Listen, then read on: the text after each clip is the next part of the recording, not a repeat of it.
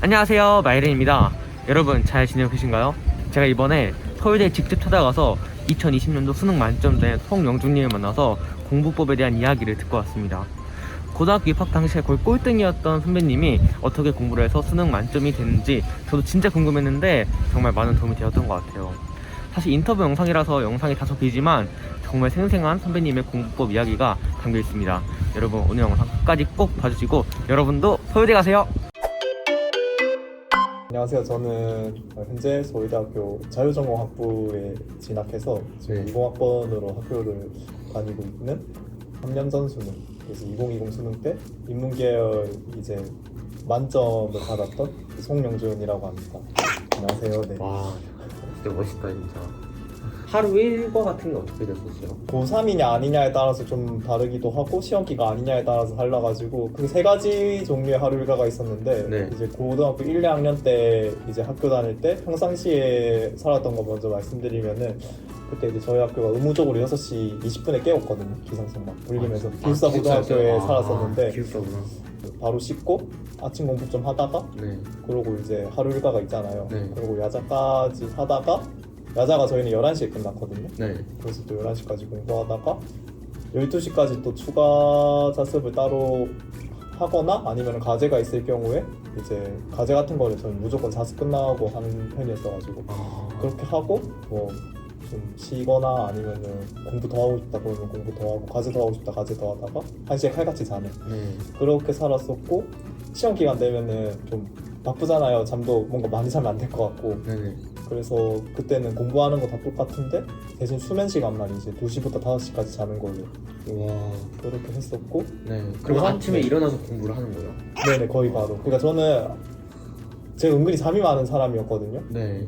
근데 앞뒤가 안 맞잖아요. 잠이 많은데 어떻게 잠이 그렇게 많은데 하루에 3시간씩 하느냐. 자면서 공부했다고요? 근데 그게 됐던 게 저는 아침에 일어나자마자 바로 씻었어요. 어떻게든 잠을 깨려고 했었고 네. 그러고 하루 일과 중에 정말 잠이 많이 온 날은 안 앉았어요. 아예. 앉으면 잠들까 봐. 와. 또 서 있으면 잠이 잘 안 오지. 잠들기 힘든 구조잖아요. 네.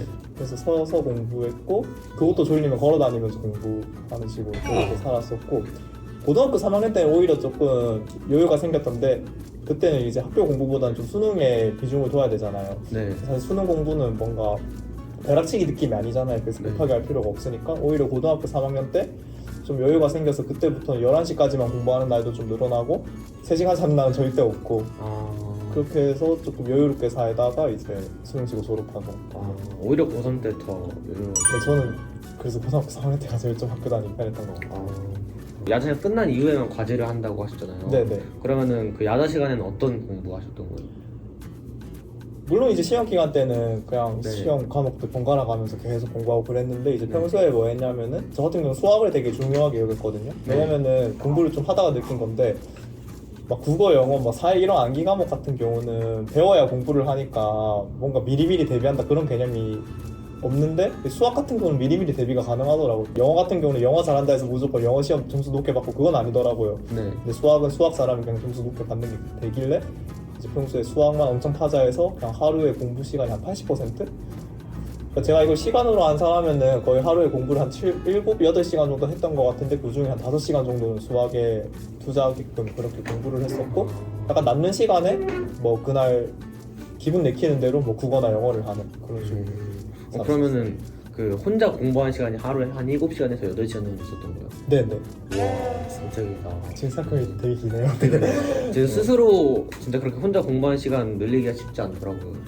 확실히 고등학교 막 입학하셨다 했잖아요. 확실히 초기에는 그런 게 좀 힘들 것 같긴 해요. 네. 그러니까 고등학교 와서 느낀 게 진짜 이렇게 학교나 뭐 학원에서 배운 거를 혼자서 정리하고 뭔가 좀 흡수할 수 있는 그런 혼자 공부하는 시간이 진짜 중요하다고 많이 느껴져서 네. 그런 혼자 공부하는 시간 늘리는 거가 좀 중요한 것 같은데 근데 그게 쉽지 않더라고. 왜냐면은 혼자 뭔가 스스로 공부할 수 있는 시간이 생기면은 뭔가 쉬고 싶고 놀고 싶고 이러니까 그러면은 공부할 때 막 놀고 싶거나 아니면 막 쉬고 싶거나 그런 유혹에 어떻게 대처하셨어요? 저는 크게 두 가지 방법을 썼던 것 같은데 네. 먼저 첫 번째로 일단 저 자체를 잘 다스리는 게 중요하잖아요. 그러니까 공부든 뭐든 일단 책상에 앉아 있어야 뭐가 되는 거니까. 네.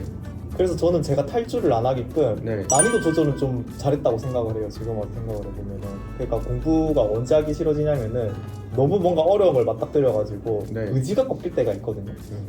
뭔가 내가 이거 해도 안 될 것 같고 내가 지금 가야 될 길이 너무 험난해 보이는 그럴 때 이제 사람이 공부하기 싫어진단 말이에요. 네. 그래서 저는 1학년 1학기 때 그런 이유 때문에 좀 많이 방황했던 것 같거든요. 그러니까 네. 막상 책상에 앉아있던 시간은 많았는데 지금 생각해보면 공부는 딱히 제대로 안 했던 것 같아요.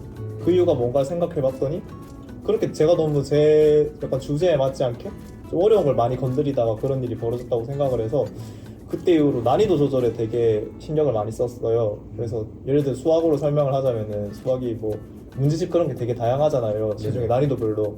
근데 그거를 내가 이제 잘 모르는데 어려운 것부터 풀려 하면은 그냥 머리 끙끙대다가 시간 다 날리고 시간 날리다 보니까 공부는 더 하기 싫어지고 네. 그렇거든요. 그래서 약간 내가 한 10문제 풀면은 한 6문제 맞추고 한 2문제 틀리고 한 2문제 좀 끙끙대다가 뭐 틀리는 맞추고 어떻게 되면 그런 난이도의 문제집을 계속해서 접하게 하려 했고 너무 쉽거나 너무 어려운 문제집 많이 거들떠도 보지 않게끔 그런 식으로 이제 했었고 그리고 멘탈적으로는 어떤 자기 암시를 계속 걸었냐면은 네. 이제 제가 공부를 하겠다는 건 뭔가 이루고 싶은 목표가 있다는 얘기잖아요. 그게 뭐 꿈이 됐든 아니면 당장 이번 시험에서 뭐 몇 등을 해야 되겠다. 이 과목 몇 등급을 받아야 되겠다. 그게 됐든. 그래서 저는 그런 생각을 자주 했어요. 이런 저만의 목표가 있는데 이런 게 내가 띵까띵까 놀면서 그러니까 내가 놀고 싶을 때 놀고 그냥 하고 싶은 거 다 하면서 이룰 만큼 값어치가 낮은 목표인가? 그렇게 자기 스스로한테 물었을 때 그건 아닌 것 같다. 네. 그렇게 가치가 있는 거다 이런 생각을 계속했었고 자기 암시를 계속했어가지고 좀 잘 버텼던 측면도 있는 것 같아요. 그러면은 학창 시절에 취미 같은 건 있었나요? 지금 생각해보면 약간 좀 후회되는 게 있는데 네. 뭔가 꾸준히 했던 취미 같은 거는 따로 없었고 왜냐면 학교에서 뭔가 할 수 있는 게 얼마 없었고 저는 또 기숙사 고등학교에서 2주마다 집에 갔거든요. 이주마다요? 네.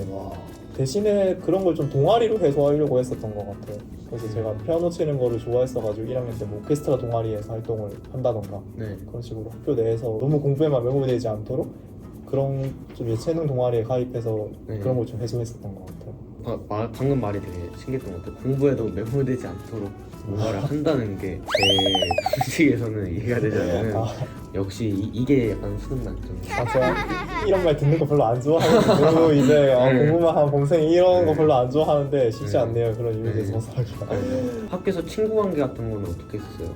제가 네. 고등학교만 해도 시험 기간만 되면은 엄청 애들끼리 글도 많이 적어지고 막 밤마다 타반 출입 금지 막 이런 거 생기고 그러는데 특히 수능 준비를 하면은 친구들하고 뭔가 교류하기 쉽지 않잖아요. 친구 관계라는 게 저만 뭐 잘한다던가 저만 못하면 물론 저만 못하면 관계가 좀 틀어질 수도 있을 것 같긴 한데 좋은 관계가 네. 저만 이제 잘한다 해서 그게 안 되잖아요. 저 같은 경우 운이 좋았던 게 되게 고등학교 친구들도 되게 착하고 해가지고 뭐 제가 사실 공부 많이 하다 보면은 그 막 기숙사 고등학교에서 막 밤에 이제 파티에 참여해야 될 때도 있는데 제가 네. 그런 거 잘 안 갔거든요.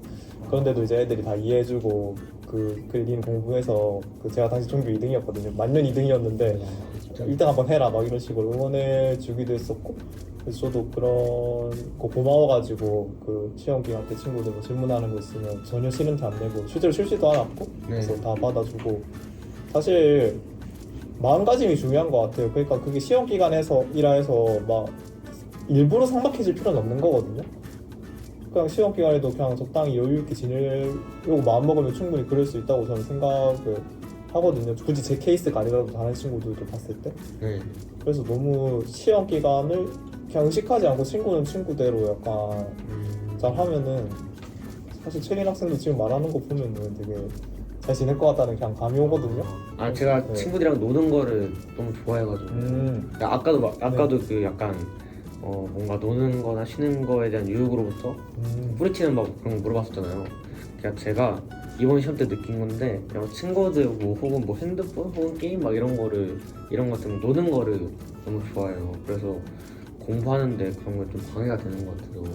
이게 만약에 채린 학생은 공부를 하고 싶은데 근데 친구 관계가 멀어질까 무서워요 라는 고민이면은 저는 네. 그런 걱정을 다 할 필요 없다고 생각이 드는 게 사실 고등학생 좀 되면은 어느 정도 그런 거에 대한 자각이 생겨서 노력하는 친구에 대해서 막 깎아내리고 싶다는 생각이 든다? 막 쟤를 멀리해야 되겠다. 아, 쟤는 공부가 우선이다. 이런 생각을 하는 사람은 거의 없다고 생각을 하거든요. 네. 지금 카메라가 돌아가고 있는데 이런 얘기를 해도 될지 모르겠지만 설령 그런 친구가 있다면은 그 어차피 언젠가 멀어질 사이인 라는 생각이 들고요, 저 같은 경우에는. 네. 그래서 그런 류의 고민이라면은 이제 그냥 당당하게 자기 하고 싶은 대로 행동을 했으면 좋겠다는 생각이 들고요. 근데 그런 류의 고민이 아니라 그냥 네. 제가 너무 놀고 싶은데 네. 그게 조절이 잘 안 되고라는 질문이면은 전 친구랑 그 뭐 컴퓨터나 게임 이런 거를 구분해서 생각을 했으면 좋겠는데, 친구 같은 경우에는 채인 학생이 자신의 일과를 잘 돌아보면은 알아서 잘 타협점을 찾을 수 있을 겁니다. 그러니까 저라고 해서 시험 기간에 진짜 2시부터 5시까지 잘 때도 하루 종일 공부만 한 건 아니거든요. 더는 책 못 읽겠다 했을 때 그냥 옆자리에 툭툭 건드려가지고 그냥 잠시 그 나갔다 오자 해가지고 얘기? 산책. 네, 네. 산책이라니까 너무 건드려 보이긴 한데 그냥 산책하면서 그냥 좀 네. 그 리프레시 또 많이 하고 그랬거든요. 아. 그리고 오히려 시험 다가올수록 그런 시간을 좀 많이 가졌어요. 왜냐면은 지금 생각해보면 제가 멘탈이 좀 케어가 잘 됐던 이유가, 저 같은 경우는 시험 기간이라서 너무 자기를 울매려고 하지 않았거든요. 나 지금 공부 못하겠어 라는 생각이 들면 그냥 바로 공부 내려놓고 그 친구들이랑 나와가지고 잠시 좀 머리 돌리고 오고 그렇게 했었거든요. 그렇구나. 그런 거 채민 학생도 아마 다니다 보면 알게 될 거예요. 약간 중간 지점 알아서 잘 찾아낼 거라고 믿고요. 근데 이제 게임이나 휴대폰 같은 경우에는 제가 고등학생 때는 알아서 잘 하지 않나? 네. 라고 생각을 했거든요. 근데 제가 대학생이 되고 나니까 네. 그게 아니더라고요. 일단 전부터가 자꾸 시험 기간에 휴대폰을 자꾸 보려고 해서 네. 대학생 되고 나니까 알겠더라고요. 이게 조절이 안 되는구나.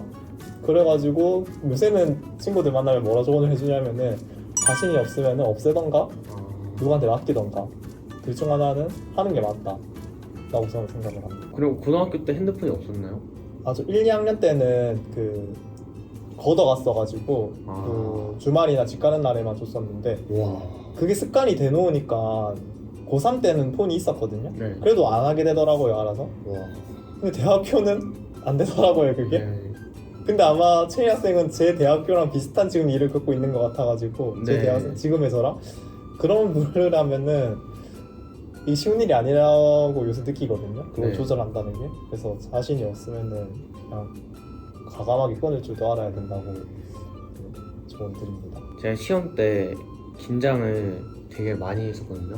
이번 중간고사 때도 그랬고, 이제 3월 모의고사 볼 때도 그랬었고, 긴장을 좀 많이 해서 좀 안 해도 될 실수들도 좀 했었고 그랬는데, 그런 뭔가 시험 시제 딱 볼 때 멘탈 잡는 법 같은 게 있을까요?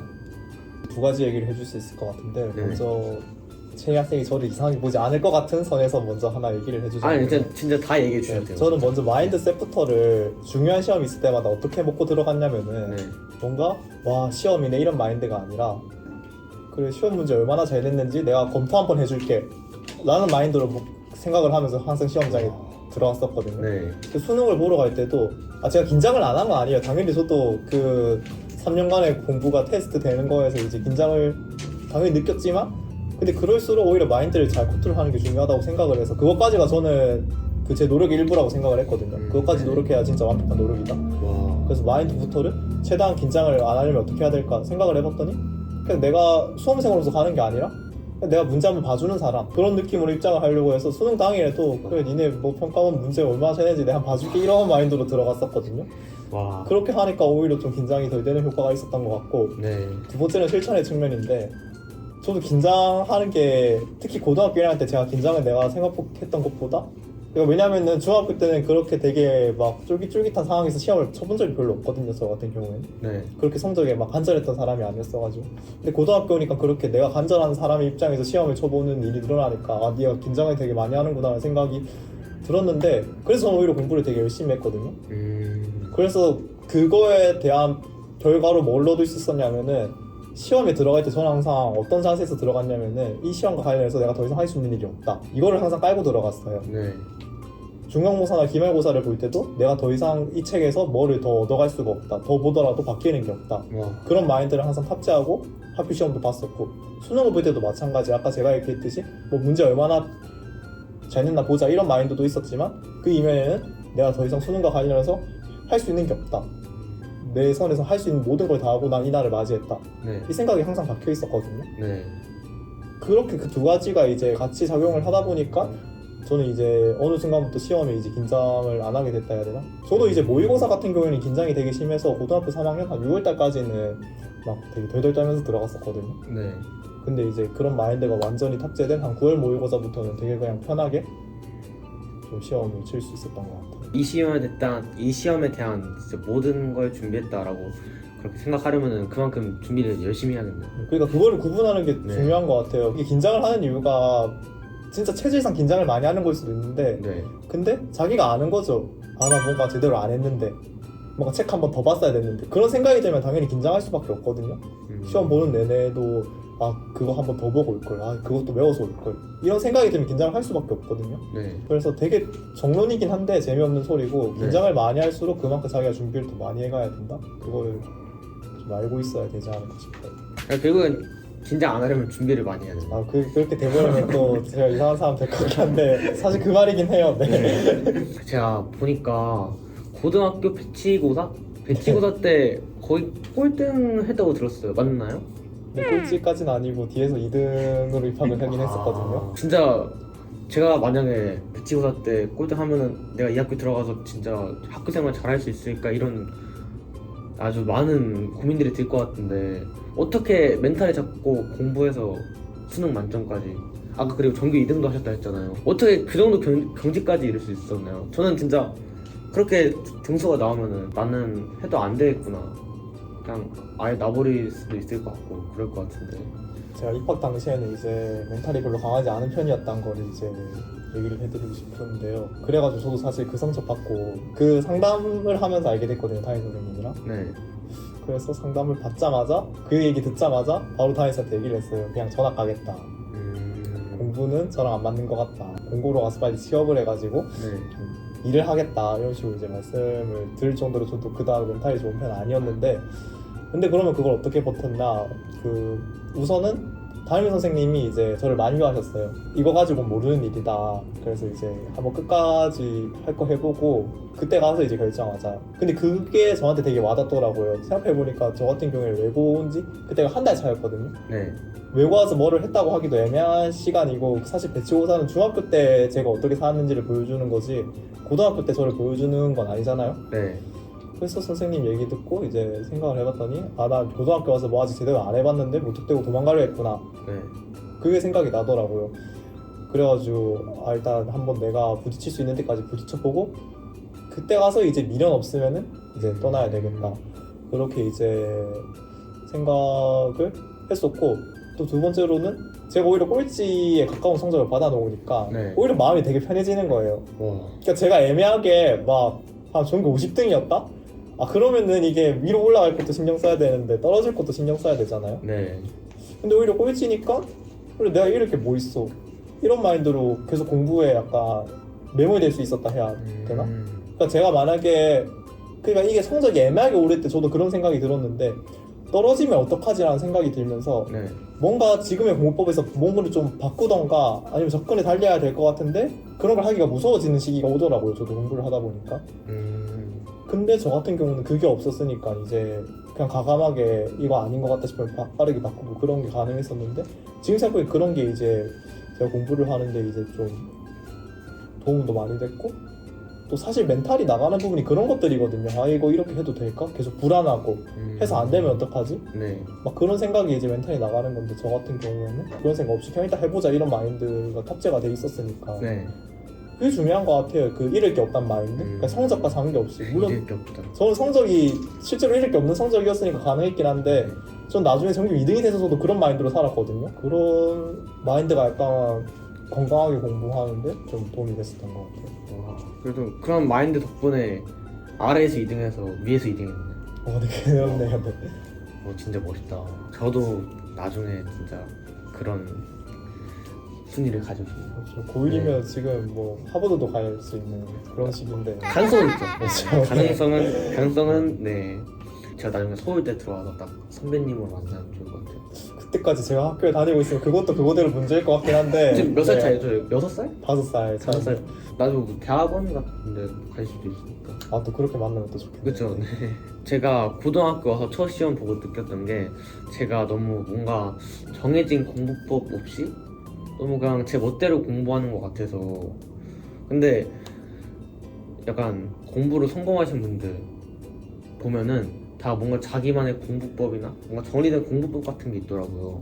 그래서 그런 나만의 공부법을 가지고 싶은데 어떻게 하면 좋을까요? 확실히 이제 그 리학생이 지금 신입생이잖아요. 네. 그 시기에 이제 원래 갈팡질팡 할 수밖에 없거든요. 이제 네. 고등학교가 좀 시스템이 다르고 하니까 일단 먼저 편하게 그냥 지금 시기는 자기한테 맞는 공부 찾아간다 네. 라고 생각을 했으면 좋겠고, 그래서 제가 어떻게 공부했는지 이제 말씀을 드리자면은 무슨 제일 고민이 될 게 뭐 수학, 영어 그런 걸 것 같은데 네. 그런 주요 과목 위주로 설명을 드리자면은 수학 같은 경우에는 그 제가 아까도 얘기를 했는데 저 같은 경우는 제 수준에 맞는 문제를 계속해서 접근할 수 있게끔 네. 그렇게 하는 거를 제일 순위로 뒀거든요. 그러면은 네. 한 시험 기간에 문제집 몇 건 정도 풀었었어요? 저는 한 시험을 대비하기 위해서 문제집 한 9건 정도를 풀었었거든요. 제가 어떻게 했었냐면은 일단 여기서 핵심은 방학을 써야 돼요. 방학. 그러니까 예습이 필요해요. 그러니까 이게 수학은 참 불합리한 과목이거든요. 네.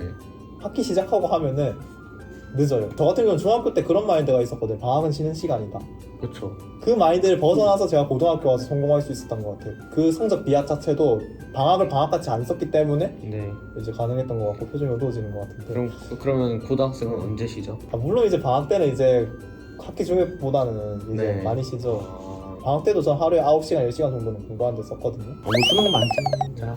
네. 그래서 저는 그거를 별로 억울해 하지 않았던 게 첫 네. 번째로 이제 저는 당시 이제 내가 진짜 하고 싶은 게 뭔가를 생각을 했을 때 네. 우리 그런 생각이 들잖아요. 그러니까 학교에서 뭔가 자습 시간인데 휴대폰 보면은 그땐 재밌는데 다 보고 나면은 뭔가 찝찝하잖아요. 아, 공부했어야 된다는 생각이 들고, 저도 그런 일을 겪다 보니까 느낀 게 내가 휴대폰 하고 싶어서 했지만 휴대폰이 내가 진짜 하고 싶었던 게 아니었구나, 그런 생각이 들더라고요. 그래서 저는 이 생각을 이제 방학 때 가졌더니 내가 지금 놀고 싶고 친구랑 만나고 싶긴 한데 근데 그것도 지나고 보면 후회할 거잖아요. 네. 그래서 생각해보면 내가 지금 진짜 하고 싶은 거는 일단 공부해서 내 수준을 올리는 거구나 라는 생각이 들어가지고 일단 책상에 앉을 수 있었고, 그렇게 해서 방학 때 이제 9시간 10시간씩 공부를 하면서 이제 문제집도 9건씩 풀 수밖에 없었던 게 그 아까 제가 난이도 맞는 거 계속 풀어야 된다 했잖아요. 네. 근데 수학 문제집 보면은 전부 다 막 A, B, C 이렇게 쉬운 것부터 어려운 것까지 한 권 안에 다 있거든요. 네. 그 한 것만 풀어서는 난이도 맞는 걸 계속 풀 수 있는 게 아니라 쉬운 거에서 보통 거에서 어려운 거 하다 보면은 난이도 어느 순간 안 맞는 부분이 오거든요. 네. 그래서 저는 뭐를 활용했냐면은 문제집 자체의 난이도가 좀 나뉘거든요. 그러니까 예를 들면 개념 원리 같은 거 들어봤나요? 네. 되게 쉬운 문제집이잖아요, 인문서고. 그거에서 어려워봤자 뭐 쌤 같은 거, 네. 쌤 같은 거에 보통 난이도 문제만 못 하거든요. 네. 그거를 활용해서 애당초 쉬운 문제집에 약간 어려운 거 풀다가 막힌다. 그러면 애당초 약간 어려운 문제집에 쉬운 거 풀고, 그러다 익숙해지면 다시 이제 개념 원리에 가장 어려웠던 거 다시 도전해보고, 그리고 다시 또 약간 어려웠던 거 풀다가 더 어려운 거 사가지고 그거에 또 중간 난이도까지 풀어보다가 막히면은 그 원래 풀던 그 약간 어려운 문제집에 어려운 거 도전해보고, 그런 식으로 이제 약간 문제집 진행이 네. 갔다가 다시 네. 갔다가 이런 식으로 계속했거든요. 그럼 한 번에 여러 문제집을 푸신 거예요? 네, 그래서 저는 가방에 수학 문제집 한 4-5건씩 들고 다녔던 거 같아요. 와. 그렇게 하니까 약간 덜 질렸던 것 같아요. 그리고 문제집별로 문제 유형도 약간 상이하거든요, 같은 네. 수학이더라도. 그래서 그렇게 문제집을 바꿔가면서 약간 리프레시 되는 느낌이 있어가지고 수학을 하루에 몇 시간씩 해도 그나마 좀 네. 덜 질리는 그런 게 좀 가능했던 것 같아요. 제가 또 이번 중간고사를 보고 느꼈던 게, 제가 지금 외고에 다니잖아요. 외고니까 영어 잘하는 친구들도 엄청 많고 또 영어 시험이 진짜 어렵더라고요. 중학교 때까지만 해도 교과서에 있는 본문 한 두세 개 정도에서 문법 몇 개 배우고 뭐 그냥 단어별로 그냥 원래 거의 다 아는 거고, 그래서 영어 시험 준비를 엄청 많이 하지 않고 봐도 그냥 성적이 잘 나왔었는데 여기 외국 고등학교 오니까 그게 전혀 아니더라고요. 영어 시험이 진짜 수준 높았고, 와 이거는 진짜 약간 해도 안 되겠다 이런 걸 느꼈었는데, 제가 영어는 어떻게 해서 약간 실력 같은 걸 늘리면 될까요? 영어 같은 경우에는 이제 물론 좀 디테일하게 들어가면 이제 학교 시험이더라도 선생님마다 또 스타일이 다를 수 있고, 또 네. 학교 시험이랑 수능 시험이 좀 스타일이 다를 수도 있겠지만, 그게 두 가지 측면을 이제 기본으로 깔고 들어간다 생각을 해야 되는 게, 단어랑 문장이 얼마나 익숙한가, 독해 능력 네. 이거를 깔고 들어간다는 생각이 드는 게, 저 같은 경우는 영어를 완전 문외한인 상태로 들어갔거든요. 네. 오죽하면 제가 모르는 단어가 너무 많아가지고 이제 그 친구들한테 야 이 단어 뜻 뭐야? 라고 물어보면, 저도 외고생이었잖아요. 네. 친구들이 얘가 지금 나를 놀리는 건가 아니면 진지한 건가 헷갈려 할 정도로 이제 시비 거는 건지 진짜 모르는 건지 구분을 못했다고 나중에 돼서 알려주더라고요. 제가 그랬던 아이인데, 그래서 저는 약간 본능적으로 단어 이런 거를 되게 열심히 해야 되겠다는 생각을 했었거든요. 네. 그래서 1학년 때는 진짜 몸에 단어장을 들고 다녔어요. 단어장을 산 게 아니라 수첩 같은 거에 네. 이제 외고다 보니까 그 교과서도 다 영어고, 그리고 모의고사 그런 거 치잖아요. 네. 또 따로 기출을 사서 풀기도 했고, 거기서 나오는 모든 모르는 단어를 다 수첩에 옮겨 들고 막 밥 먹으러 갈 때도 보고, 막 자고 일어나서 등교하기 전에도 보고, 그런 식으로 달고 살았거든요. 네. 그렇게 1년을 보내고 나니까 더 이상 그 전교에서 저보다 단어 많이 한다고 할 수 있는 친구가 거의 없더라고요. 와. 그러니까 막 선생님이 물어봐요. 어려운 본문으로 진도를 나가면은 이 단어 뜻 아는 사람 있냐고. 네. 그러면은 이제 1학년 때는 저는 그런 거 이제 답할 수 없었는데, 2학년부터는 제가 못 답하면은 반에 아는 사람 아무도 없는, 그게 되더라고요. 왜냐면 고등학교 때 쓰이는 단어가 생각보다 한정돼 있더라고요. 그래서 그렇게 단어를 먼저 마스터했고, 그 문장 같은 경우에도 저는 막 문법을 외워라 이런 거를 크게 강조하는 사람은 아니거든요. 네. 저조차도 문법을 아직 설명할 줄은 잘 몰라요. 네. 대신에 문장에 익숙해지라는 얘기를 하거든요. 그러니까 저 같은 경우에도 1학년 때 그 단어도 모르는 애가 문법을 뭐 얼마나 알겠어요. 그래서 억울했던 게, 그 문법 수업 시간 때 이제 애들이 너무 사니까 선생님이 자기 수업 내용을 설명해보라고 했거든요. 네. 근데 저는 수업을 끝까지 열심히 들었는데 애가 멍청해가지고 그 설명을 못해가지고 선생님한테 혼났거든요. 너는 왜 잤냐 하면서. 잔 거 아닌데? 아. 그 정도로 이제 문법을 못하던 아이였는데, 근데 1학년 때 문법을 못하지만 그 문장 해석 자체는 항상 하고 넘어가려고 했었거든요. 그러니까 폴리치 아무래도 이해 안 되길래 이해는 안 돼. 근데 얘가 해석하면 이런 뜻인 건 일단 오케이. 그러고 항상 넘어갔거든요. 1년 내내. 그러고 나니까 2학년 돼서도 얘가 왜 이렇게 해석되는지는 모르겠는데 봤을 때 대충 이런 뜻이구나 알겠다. 이게 됐거든요. 그래서 일단 그거 두 개가 되고 나야 돼요. 일단은 영어 공부를 하려면. 그거 된다는 가정하에 이제 지문 같은 거를 이제 공부를 하겠죠. 그러면 이제 시험 공부할 때 이제 디테일을 챙길 수 있는 거죠. 왜? 그렇게 해석이 되고 나는 상태에서 이제 선생님 스타일 따라가지고 네. 그 선생님은 약간 문법을 중요시하네? 그러면은 내가 자신 없지만 설명하려고 한번 노력해보는 거고, 이 선생님은 뭔가 그 문장 해석을 문맥을 읽는 거 중요시하네? 그러면 임의로 이 지문에서 중요한 부분 어딘지 찾아가지고 따로 이 부분에 대해서 왜 중요한지, 그리고 이 글에서 하려고 하는 말이 뭔지 한번 자기만의 생각으로 정리해보고, 더 나아가서는 내가 여기서 제일 중요한 문장 빈칸 하나 만들어서 채우라고 문제 낼 거면은 그냥 공부의 맨 마지막은 그거라고 생각을 해요. 자기가 선생님이 됐다 생각하고 문제 한번 내보는 거. 내가 이 선생님이면은 여기다 빈칸 만들어서 문장 채워보라고 하지 않을까? 그렇게 질문 던질 수 있는 상태가 돼야 이제 공부 열심히 했다. 그리고 이 과정을 할 때 쫄면 안 돼요. 영어가 해석이 안 되면은 처음에 읽기 더 싫잖아요. 그쵸. 그 부분을 어떻게든 뚫고 가야 돼요. 저 역시 1학년 때 막 지레 겁먹고 막 단어도 그냥 너무 어려워 안 해. 아니면 문장도 너무 어려워 그냥 해석 볼래. 네. 이렇게 하고 넘어갔으면 전 2학년 때 계속 영어 못하는 채로 남았을 거거든요. 네. 어차피 가야 된다면 약간 부딪혀보는 태도? 네. 이게 어쨌든 기저에 깔려 있어야 되고, 좀 디테일하게 들어가면 이제 선생님들 뭐 출제구도 같은 거 네. 고민하는 수준까지, 그러니까 영어 기본적인 실력을 갖추고 그건 혼자서 어떻게든 하셔가지고 해서 선생님이 출제구도까지 고민을 한 다음 제일 마지막 단계에서는 내가 문제 한번 내보는. 그리고 좀 친구들이랑 친하다 그러면은 야 너는 이번에 소설 뭐 나올 것 같냐 하면서 뭐 같이 얘기도 해보고. 저희는 그런 거 많이 했었거든요. 자투리 시간을 네. 활용하는 게 진짜 중요한 것 같아요. 저는 자투리 시간 생기면은 한 10, 20분 생기면은 핸드폰 보거나 아니면은 진짜 놀거나 뭐 자거나 이러는데, 보니까 이런 남는 시간에 단어 한 번 더 보고 수업 시간에 진도 나왔던 거 한 번 더 보고 하는 게 되게 중요한 것 같아요.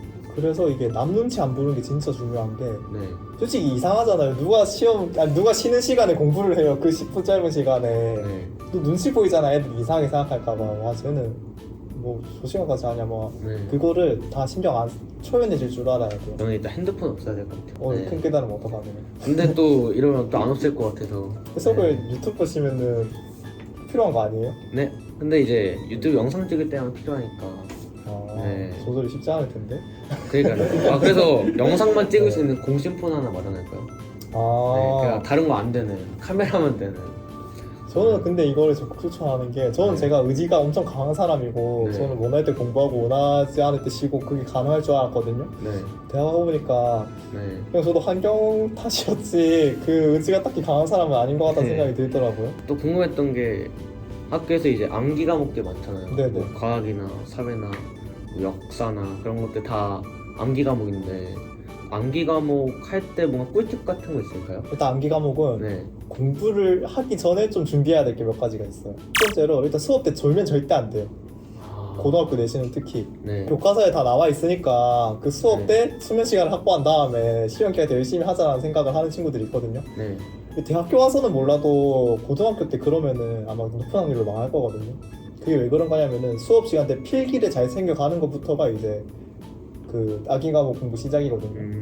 이제 고등학교 특히 경쟁이 치열한 고등학교일수록 이제 선생님들이 시험 문제 낼 때 그거를 생각을 하세요. 중요한 부분이면 특히 더 그런데 얘네가 이 정도는 다 외워서 오겠지.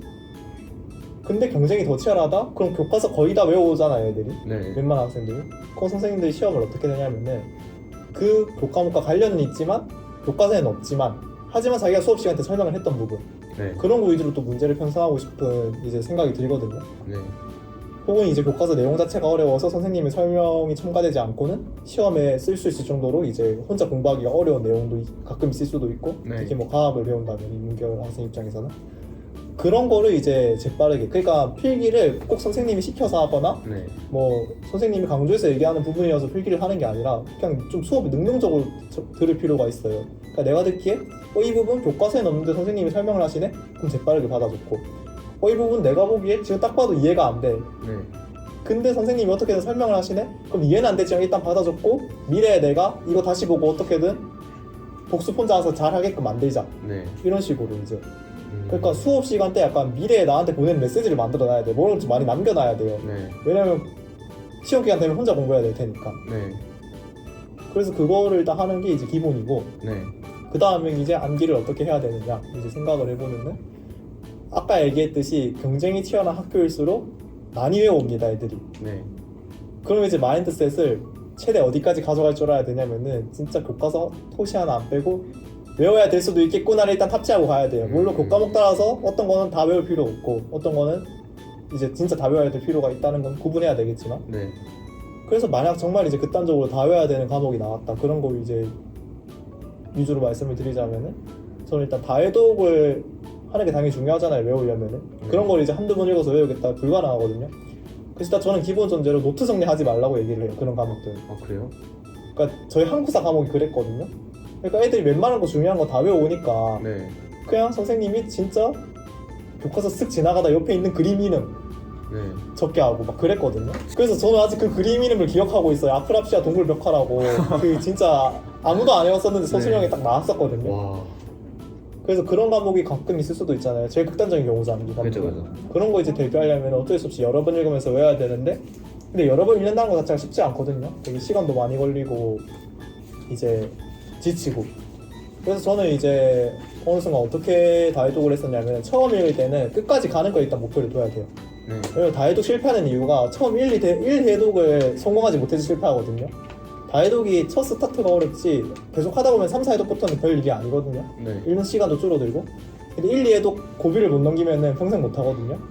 그래서 1, 2해독 때는 어떻게든 끝까지 가는 거에 집중해가지고 네. 저희 약간 보통 공부할 때 중요한 부분만 밑주시면서 읽잖아요. 네. 그래서 1, 2해독 때는 약간 중요한 부분 위주로 최대한 머리에 담아두는 생각으로 디테일한 거 막 외우려고 욕심부리지 말고 네. 그렇게 교과서의 전체 흐름을 쓱 본다는 느낌으로 외운 다음에 3, 4해독부터는 이제 책에 누가 봐도 중요한 부분 있잖아요. 뭐의 개념이라던가 네. 그런 거 아니더라도 뭐 그 개념과 관련된 뭐 설명이라던가 그런 부분까지 좀 디테일하게 보려고 하고 그 다음에 이제 5해독 넘어가면서부터는 진짜 내가 잘 안 외워지는 부분 위주로 해서 언젠가 끝까지 다 외우는 걸 목표로. 그리고 저 같은 경우는 책을 약간 오래 못 읽거든요. 그냥 글만 있는 책을. 네네. 저는 읽을 때 밑줄도 같이 치면서 그걸 따라가면서 읽었어요. 그냥 글만 있으면 집중이 안 돼가지고. 그래서 네. 자기만의 이제 독해 방식을 선택해가지고 그렇게 읽으시고. 그리고 또 가끔 가다 보면 이제 암기 과목 중에서도 다 외울 필요 없는 과목이 있거든요. 예를 들면 특히 과학 같은 경우는 문제를 잘 풀어야 되는 경우가 있을 수도 있잖아요. 암기 과목이지만 그런 거 잘 구분하는 게 중요해요. 시간 줄이려면. 그러니까 극단적으로 암기를 많이 해야 되는 과목에 시간을 많이 쓰려면은 네. 별로 안 외워도 되는 과목은 안 외워가는 게 중요하거든요 오히려. 네. 그런 거 잘 구분해서 내가 과학인데 교과서 다 외워가야지. 그러면 그만큼 국어 성적이 낮아지는 거거든요. 네.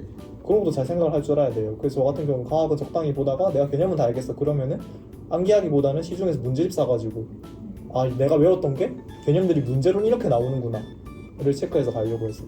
굳이 과학이 아니더라도 뭐 인문사회 계열에서 저 같은 경우 윤리와 사상 과목 다 외우는 게 아니라 문제 풀 줄 알아야 되겠구나라는 걸 중간고사 치고 느꼈고 그래서 다 외우기보다는 문제집 사서 풀려고 했었거든요. 그렇게 이제 해야 돼요.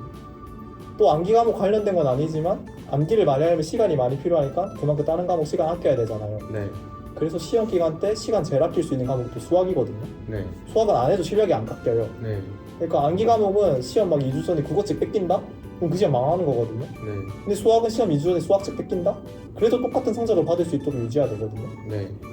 그래서 아까 제가 얘기했듯이 수학을 그렇게 뭐 방학에 활용해서 최대한 정점을 찍어놓고 막상 시험 기간이 닥쳤을 때는 수학을 거의 안 하고 암기 과목 투자. 그래서 시험 기간 때 수학 아예 안 했거든요. 그런 거 생각하시면 좀 종합적으로 뭐 생각이 생기지 않을까. 네, 너무 감사합니다. 부담스러운 얘기를 한 것 같긴 한데 아니, 열심히 하죠. 그러니까 모든 건 그냥 결론은 제가 열심히 해야 되는 거죠. 그렇긴 네. 하죠. 네. 의지를 갖는데 도움이 되는 말을 하나 드리자면은 네. 제가 도움이 됐던 생각을 말씀드리자면은 너무 멀리 보면 안 되는 것 같아요. 언젠가 공부해서 대학을 여기 가야 되겠다. 언젠가 뭐 이런 사람이 돼야 되겠다. 막 이렇게 멀리 보는 것보다는 차라리 그냥 당장 눈앞에 기말고사. 사실 저는 솔직하게 얘기하면은 처음 공부했을 때 제가 성적이 많이 낮았잖아요. 네. 사실 그때도 제가 공부를 열심히 안 했던 건 아니거든요. 네. 이제 고등학교 오면 좀 학원 다니고 그러면 좀 많이 배워서 오는 애들 있잖아요. 네. 이제 그런 친구들한테 전 너무 이기고 싶은 거예요. 그러니까 그런 친구들은 고등학교 와서 오히려 저보다 거의 열심히 안 하고 저 공부할 때 자고 그러는데 제가 성적이 더 낮은 게 너무 짜증나는 거예요. 근데 전 1학년 때 무슨 생각했었냐면 다음 시험에 내 앞에 자고 있는 얘를 제가 제끼겠다. 네. 안 제끼면 내가 진짜 이 학교 뜬다. 뭐 이런 생각으로 공부했었거든요. 되게 이상한 이유잖아요. 막 공부를 해서 내가 뭔가를 이루겠다. 그냥 뭐 몇 등급을 받아야지 그런 생각도 전혀 없었거든요. 네. 내가 딴 건 모르겠고 쟤만 이기겠다. 그런 단순한 목표일수록 오히려 그냥 눈앞에 당장 보이고 단순한 목표일수록 오히려 더 의지를 만드는 데 도움이 된다고 생각을 하거든요. 약간의 경쟁 의식 같은 거. 근데 그런 것도 괜찮고 그러니까 린 학생도 너무 목표를 세워야 된다고 해서 네. 막 큰 이유를 찾아야겠다 이게 아니라 그냥 당장 나를 공부하기에 만들 수 있는 게 뭐가 있을까에 대해서 편하게 한번 생각해서 하시면 좋지 않을까 생각이 듭니다. 저 같은 경우는 평일에도 이제 학원이 있고 또 주말 같은 경우는 저희 학교 모든 친구들이 주말 학원을 거의 몰아놓거든요. 네. 몰아놓거든요. 왜냐면 평일에 야자가 있으니까. 그래서 이제 한영외고 반 있잖아요. 네. 그래서 그런데 가면은 거의 학교를 공부케 하는 모습이 연출되는데 그래서 어떻게 사교육 그 학원을 안 다니고 수능 만점을 받을 수 있었는지 학원 안 다니는 것의 장점이 어떤 거예요? 제가 이거에 대해서 고등학교 때도 네, 질문을 많이 받았거든요. 같은 친구들한테 네, 니는 학원이 필요하다고 보냐 안 필요하다고 보냐. 저는 자기가 지금 위치에 따라서 다르다고 항상 대답을 했거든요. 저 학원이 도움이 안 된다고 생각은 안 해요. 도움이 안 됐으면 그런 많은 학원이 생겼을 리가 없잖아요. 네, 근데 또 학원의 도움은 한계가 명확하다고 생각을 해요. 그러니까 체일 학생이 만약에 뭐 적당히 한 3등급을 목표로 한다 지금 네, 그러면 학원이 도움을 줄 수도 있다고 생각하거든요. 네, 왜냐면 제가 생각하는 그 정도 성적 때는 시험의 핵심을 잘 파악해서 그 과목의 핵심을 잘 파악해서 어느 정도 그 전체적인 흐름을 얘기할 수 있을 정도면은 이제 3등급 정도는 받을 수 있다라고 생각을 하는데 자기가 1, 2등급을 받고 싶다. 그러면 학원에서 좀 벗어날 필요가 있다는 생각을 하거든요. 왜냐면 1, 2등급부터는 그 과목에 대해서 책에 나온 걸 넘어서 자기만의 사고를 가질 수 있어야 되는데 그런 거는 학원이 절대 도울 수 없다 생각을 하거든요. 뭐 수학이나 영어 같은 과목도 마찬가지고 뭐 암기 과목 같은 경우에도 그 정도 받으려면은 중요한 부분만을 외워서 되는 게 아니라 거의 책의 내용을 전부 다 알고 있을 정도는 돼야 되는데 그거면 이제 학원에서 머리 돕는다기보다 자기가 그냥 많이 보고 외워야 되는 수준이잖아요. 네. 그래서 저는 등급이 높아질수록 학원이 도움을 줄 수 있는 역량은 거의 없다고 생각을 하거든요. 수능에서도 크게 마찬가지라고 생각을 해요. 사실 저도 이제 인강을 듣긴 했는데 수능을 준비하기 위해서 수능에서 그거를 들으면서 내가 진짜 뭔가 새로운 방식 그런 걸 얻어가겠다라는 마인드보다는 혼자 공부하기 좀 지루해서 혼자 공부하면 지칠 것 같아가지고 들었던 케이스가 크거든요. 수학 같은 경우에는 뭔가 배우겠다는 마인드보다는 오히려 문제가 더 풀만한 거 뭐 있을까 찾다가 인강 교재를 듣기 시작했던 거고 그런 식으로 자기가 높은 곳에 올라갈수록 학원 의존도는 줄여나가야 된다고 이제 생각을 해요. 실제로 저희 학교에서도 약간 진짜 종교 등수가 높은 친구들은 주말에 거의 학원을 안 나가는 그런 것 같아요. 네. 주말에 하루 종일 공부하셨어요? 네네. 대신 주말에는 공부를 그냥 좀 힘들 땐 거의 쉬어가려고 했죠. 쉬었다는 게 한 몇 분 정도 쉬는 거 말하는 거예요? 공부 중간이면은 길어야 한 20분? 딱 수능 보고 시험장 나올 때 본인이 만점인 거 알았어요? 한 과목 빼고는 네. 그냥 다 풀자마자 만점이라고 생각했었어요. 와. 한 과목이 뭐예요? 국어가 아. 나름 자신은 있었는데 네. 막상 확신은 안 서더라고요. 그러니까 저는 솔직히 국어 끝나고 나서 수능 망한 줄 알았거든요. 그러니까 이게 제 딴에는 다 풀긴 다 풀었는데 확신이 안 서는 거예요. 그러다 네. 보니까 이제 그 수능 쉬는 시간이 진짜 무섭거든요. 네. 그게 한 20분 되는데 그 20분 동안 5만 가지 생각이 다 든단 말이에요. 네. 그리고 또 옆에서 막 답 얘기해요. 네. 저 그래서 일부러 기막에 들고 왔거든요. 그런 거 들으면 멘탈 흔들릴까봐. 네. 시험 끝나자마자 기막에 끼고 그냥 교실 밖에 나가 있었거든요. 네. 그 개인 답 얘기하는 거 들으면 흔들릴까봐. 그래서 애들한테도 저한테 답 물어보지 말라 했고. 그래서 그거 끝나고 나니까 5만 가지 생각이 다 들었는데, 근데 뭐 수학이라던가 영어라던가 그런 과목은 그냥 이제 다 풀고 이제 OMR 적을 때 그냥 이건 다 맞은 것 같다라고 생각을 하고 했어요. 그럼 가채점 할 때 어땠어요? 국어 가채점 할 때 네.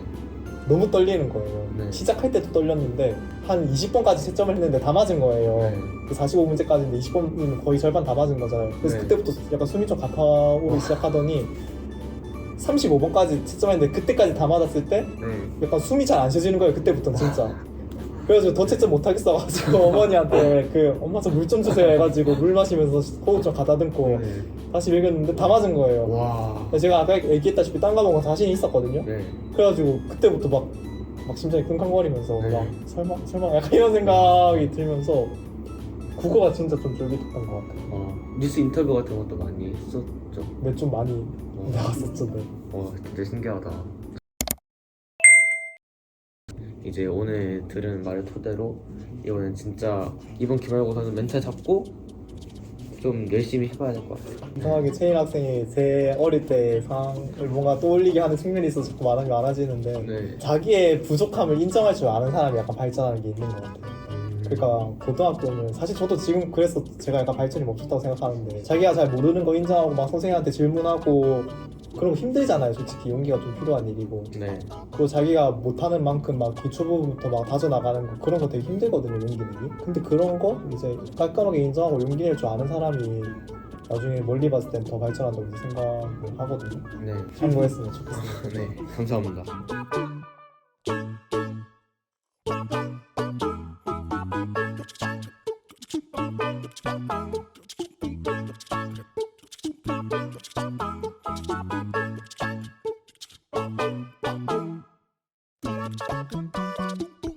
Thank you.